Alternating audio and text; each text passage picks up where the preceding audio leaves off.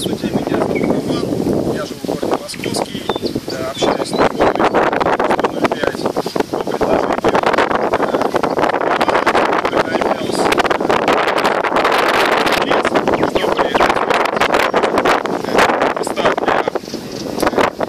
жарки шашлыков и еще попутно убраться. Для уборки нам понадобились перчатки, хорошая компания и хорошее настроение.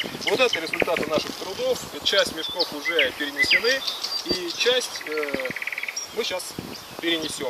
Кто желает присоединиться, следующая уборка или выход в лес 27 мая. Заодно вы можете, молодые люди, подкачать все бицепсы. Как это сделать, я вам сейчас покажу. Берем два мешочка, определяем маршрут примерно метров 500 до ближайшего мусорного бака и идем вперед.